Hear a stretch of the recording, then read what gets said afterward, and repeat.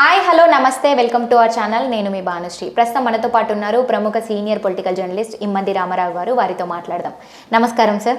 నమస్తే సార్. అయితే సమంత గారి గురించి మాట్లాడుకున్నట్టయితే కంటిన్యూగా తన మీద విమర్శలు వస్తూనే ఉన్నాయి.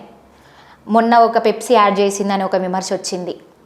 శాకుంతలం మూవీ గురించి ఒక విమర్శ, మూవీ ఫ్లాప్ అయింది. ఇలా తన గురించి చూసుకున్నట్లయితే విమర్శల మీద విమర్శలు వస్తూనే ఉన్నాయి ఆపకుండా. అలాగే సమంత విడాకుల పైన నాగ చైతన్య ఒక క్లారిటీ ఇచ్చారంట. ఆ విమర్శల పైన అన్నిటికీ ఒక క్లారిటీ ఇచ్చారు. అసలు ఏం చెప్పారు?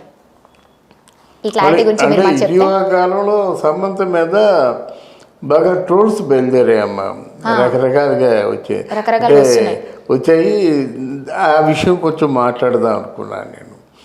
ఎందుకంటే సమంత బాగాలేదు, సమంత అంటే ఆ ఫేస్ బాగలేదు, ఈ విషయం కూడా అప్పుడే ముసలావిడ అయిపోయింది అనేసి ఒకటి అదే రకరకాలుగా వచ్చాయి. అటువంటి విమర్శలు చేయడం పొరపాటు. ఎందుకంటే ఒక ఆర్టిస్ట్ కెరియర్ కదా. అలాగా అసలే సినిమా దెబ్బతిని ఉన్న తర్వాత అట్లాంటి మాటలు మాట్లాడడం కరెక్ట్ కాదు. అది నిజమే. అట్లాంటి మాటల్ని చిట్టిబాబు మాట్లాడాడు. ఎవరో తిరుపూర్నేని చిట్టిబాబు మాట్లాడాడు. సీనియర్ ఒక film technician plus producer plus ఆయన్ని ఎనలిస్ట్ అని చెప్పవచ్చు అన్నమాట. ఆయన అలాగా సహజంగా చెప్పడు. మరి ఎందుకు చెప్పాడో ఏమిటో వాళ్ళ ఇద్దరి మధ్య ఉన్నది మనకు అర్థం కాదు. అది అలా చెప్పడం తప్పే. ఒక కెరీర్, ఆర్టిస్ట్ కెరీర్ని కండెమ్ చేసే విధంగా మనం మాట్లాడకూడదు. ఏదైనా మాట్లాడాలనుకున్నట్టయితే వాళ్ళ ఓ పెద్దలుగా ఓ సమంత మనకు కలిసింది అనుకో, లేదమ్మా నీకు ఆ ఫేసు ఎందుకో కొంచెం డిఫరెంట్గా ఉంది, నువ్వు చూసి రెక్టిఫై చేసుకో అని చెప్తే బాగుండేది. అలా కాకుండా అలా మాట్లాడడంతో ఇంకా కొంతమంది రెచ్చిపోయారు. నీ ముక్కు కోసేస్తాం, నీ నాలుగు కోసేస్తాం, నీ కాళ్ళు చేతులు కోసేస్తాం అని. అలా మాట్లాడకూడదు ఎవరున్నా. ఎందుకంటే నువ్వు ఎవరిని కోస్తున్నావు? నువ్వు ఎనలిస్ట్వి, నీ సాటి ఎనలిస్ట్ని కోస్తానంటున్నావు, అంతే కదా. అంటే ఎనలిస్టులు ఇంతవరకును ఇది తప్పు ఇది ఒప్పు అని చెప్పేవాడిని ఎనలిస్ట్ అంటారు. వాళ్ళే కోసుకుంటా ఉంటే ఎలాగా? వాళ్ళు నీ నాలుగు కోసేస్తామంటే ఎలాగా? అది కరెక్ట్ కాదు కదా. ఎనలిస్టులు విచక్షణతో ఉండే వాళ్ళందరూ కలిసి దిగజారిపోయి మాట్లాడడం బాగోదు. తర్వాత ఇంకొక ఎనలిస్టు ఏం చేసిందంటే, నువ్వు శవాలు మోసేలాంటి నువ్వు నీ మొహం అద్దంలో చూసుకున్నావా, ఇలాంటివి అంటే జరిగిపోయిన దాన్ని మనం ఏం చేయలేం. కానీ అట్లాంటి మాటలు మాట్లాడకూడదని నా ప్రార్థన. నేను చాలా రెండు చేతులు జోడించి ప్రార్థిస్తున్నాను అన్నమాట. ఎందుకంటే మనం ఎనలిస్టం. అంటే సినిమా గురించి మాట్లాడే అతి కొద్ది మందిలో మన పేరు కొంచెం ఉందనుకుంటున్నాను నేను. ఎనలిస్టులో మనకు డిగ్నిటీ ఉండాలి. మనకి ఆ కోలీవుడ్కి మనకి ఉన్నటువంటి తేడా ఏమిటంటే అభూత కల్పనలు మాట్లాడతారు అక్కడ. మనం ఇక్కడ ఆధారం లేకుండా మాట్లాడడం. మన తాలూకు వీడియోస్ చూసి నమ్ముతారు, ఇది నిజమని నమ్ముతారు. అక్కడ వీడియోస్ కాలక్షేపం కోసం చూస్తారో అలాగే చూడడం మానేస్తారు. అలాగుంటుంది కనుక ఈ టైప్ ఆఫ్ కొట్లాట, అంటే నువ్వు శవాలు మోసుకున్నవాడివి, నువ్వు శవాల మీద పేలాలు ఏరుకునేవాడివి, ఇలా మాట్లాడుకోవడం మంచిది కాదు. అయితే సమంతపై విడాకులపై దీనికి విమర్శిస్తున్న నాగ చైతన్య క్లారిటీ ఇచ్చారు. ఇకపోయినట్టయితే సమంత ఒక శుచి మెత్తని సెంటిమెంటల్ డైలాగు వేసింది. బాగా ప్రేక్షకులు కూడా అర్థం చేసుకోవాలి. అందుకే ఇంత వివరంగా చెప్తున్నాను.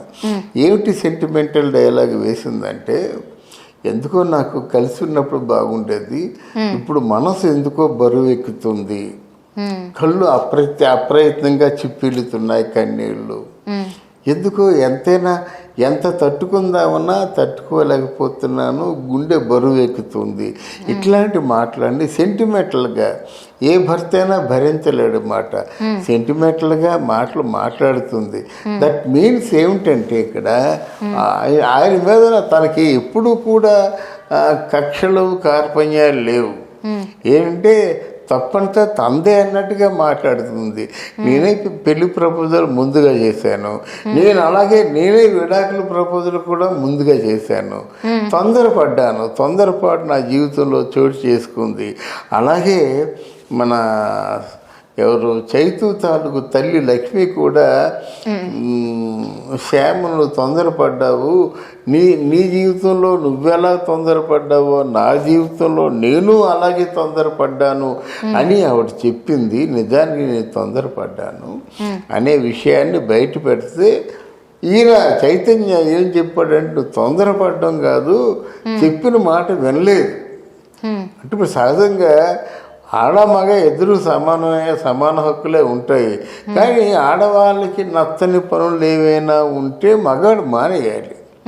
ఆడవాళ్ళకి ఏమి నచ్చూసలేదు సహజంగాను. ఇంకెవరైనా పరాయి ఆడవాళ్ళతో మాట్లాడినా, పబ్బులకి వెళ్ళినా, క్లబ్బులకి వెళ్ళినా అంత అవసరం ఏముందండి, ఎంత కష్టపడతారు కదా, ఇంటికి వచ్చి హాయిగా విశ్రాంతి తీసుకోవచ్చు కదా అని ఆడవాళ్ళు అంటారు. అలాగే మగవాళ్ళు ఏమంటారు, వద్దమ్మా అట్లాంటి డ్రెస్ వేసుకోవద్దు, అది కొంచెం సెక్సీగా కనిపిస్తుంది, 10 మంది ఏమనుకుంటారు కనుక అట్లాంటి వద్దు. రొమాంటిక్ సన్నివేశాల్లో కూడా మగవాళ్ళు సహజంగా అడ్వాంటేజ్గా తీసుకుంటారు. రొమాన్స్ చేయమంటే ఒక ఆడ మగ ఎదురున్నట్టు రొమాన్స్ చేయమంటే ఆడవాళ్ళు కొంచెం సిగ్గుతో చచ్చిపోతారు. అంత బాహాటంగా అందరూ చూస్తుండగా రొమాన్స్ చేయలేరు. మగవాడు ఇచ్చిపోతారు, వాడికేం కావాలి, వాడు ఆ రొమాన్స్ చేసి వెళ్ళిపోతాడు. ఇట్లాంటి ఒక డిఫరెన్స్ ఉంటుంది కనుక నువ్వెందుకో సక్రమంగా అర్థం చేసుకోలేదు, నువ్వు కొంచెం తొందరపాటు ప్రదర్శించావు, అందువల్ల నేను కూడా ఒక డెసిషన్ తీసుకోవాల్సి వచ్చింది అని చెప్పేసి తన వివరణ ఇచ్చుకున్నాడు అన్నమాట. లేకపోతే ఏమైపోతుంది, శ్యామ్ చాలా మంచిది, ఎటుచి చైతు చాలా కర్కోటకుడు, దుష్టుడు, దుర్మార్గుడు అనేటువంటి ఒక సెన్స్ వచ్చేస్తుంది అన్నమాట. ఆ ఫీలింగ్ వస్తుంది. ఆ ఫీలింగ్ లేకుండా ఇన్ని కారణాల చేత మనం దూరంగా ఉంటున్నాము, నేను అలాగా దూరంగా ఉండవలసిన అవసరం వస్తుంది అని వివరణ ఇచ్చాడన్నమాట. చూద్దాం రేపు పొద్దున అందరికి ఒక క్లారిటీ అయితే వచ్చింది. చూద్దాం రేపు పొద్దున మళ్ళీ వాళ్ళు కలుస్తారని నేను ఎప్పటి నుంచో అనుకుంటున్నాను. నా కళ్ళు మంచి జోడీ వాళ్ళ గురించి చెప్పుకున్నట్టయితే మన తెలుగు ఇండస్ట్రీలో మంచి కపుల్ ఆఫ్ జోడీ అని వాళ్ళ గురించే ఎప్పుడైనా టాక్ వచ్చేది. ఏ షోకి వెళ్ళినా, ఏ ఈవెంట్కి వెళ్ళినా, ఎక్కడ ఆడియో లాంచ్ జరిగినా కూడా వీళ్ళ పేరు అనేది ఖచ్చితంగా బయటకు వస్తుంది. సమంత, నాగ చైతన్య ఎంత మంచి జోడీ తెలుగు ఇండస్ట్రీలో అని అయితే మంచిగా ముచ్చటగా చెప్పుకుంటాం. మొత్తానికి అయితే దురదృష్టవశాత్తు ఇలా అయితే జరిగింది. సో మనం కూడా కలవాలని కోరుకుందాం. Thank you sir, thank you so much.